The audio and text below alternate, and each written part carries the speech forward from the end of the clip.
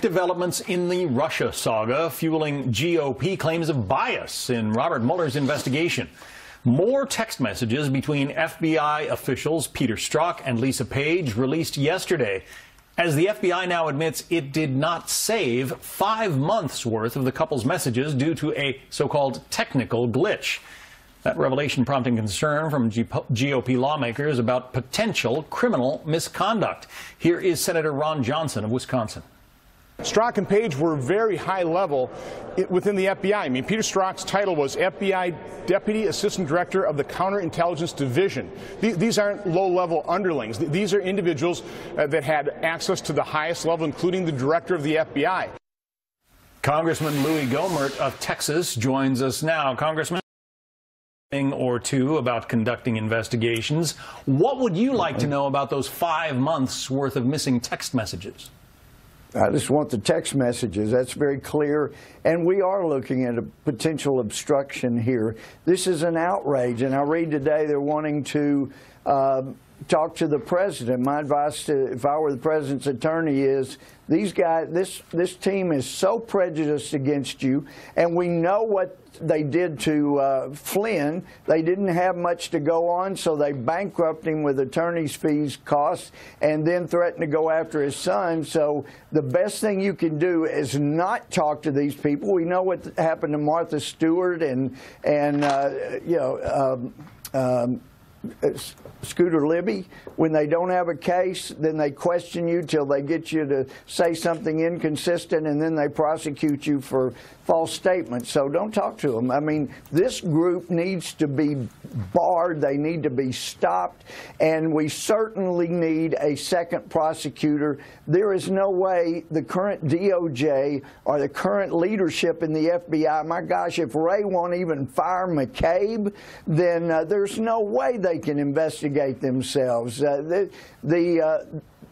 whole apple is solid, but there are worms that have eaten their way all through the upper leadership. We need a house cleaning. I want to read one of the text messages that passed between these two. He, of course, was very high up in the FBI investigation, personally took part in the questioning of Hillary Clinton when her investigation was underway.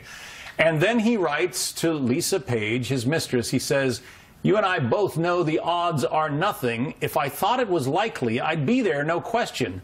I hesitate in part because of my gut sense and concern.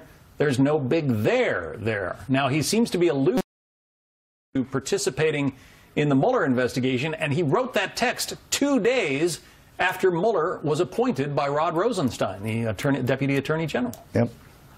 Yeah. And so obviously he knew there really wasn't any there. But when you start, I mean, why would they be meeting off the agency area? Why would they have meetings away from the office?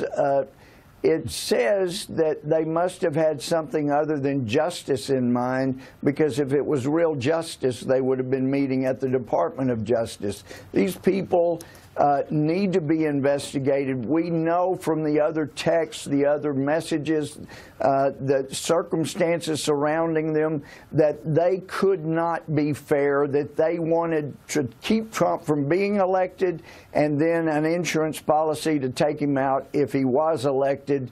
And I'm telling you, this stinks to high heaven. And this time, Congress cannot drop the ball. We did not enforce our contempt on Eric Holder when documents disappeared and he refused to produce them.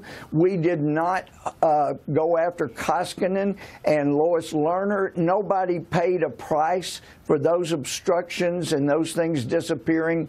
This is too serious. We have got to hold these people accountable. And frankly, back when Congress was earmarking or line iteming, it'd be real easy. You just zero out the offices that are not cooperating, and then they cooperate. But we have got to get back to enforcing and overseeing and just zeroing out offices that aren't doing their jobs.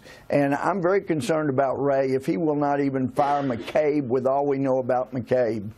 The chairman of your House Judiciary Committee, Bob Goodlatte, was on in the last Yeah, he was on in the last hour.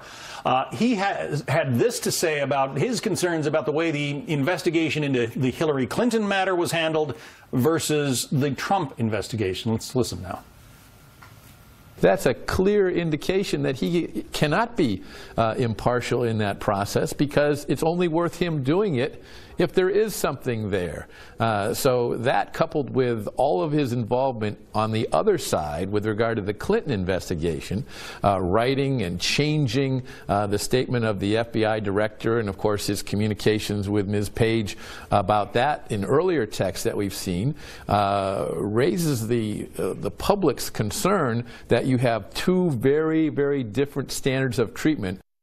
Talking there about Peter Strzok and his involvement in both the Russia investigation, I called it the Trump investigation, it's really the Russia investigation, as well as the Hillary Clinton investigation. There does seem to be a double standard, at least on his part.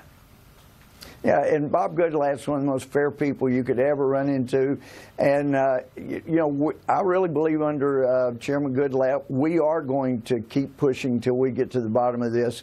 But corruption, wherever it is found, has to be rooted out. And I hope and pray we'll reach a point where our Democratic friends will say, you know what, this really is bad. This is terrible. We have got to clean house now. We have got to get our FBI, DOJ house in order. It got too far out of order in the past, and I hope they'll join us and quit playing politics. This is just too serious. This is how you lose a country when the Department of Justice becomes just us. Some serious issues on the front burner, and you're investigating it with your Judiciary Committee. Congressman Louis Gohmert of Texas.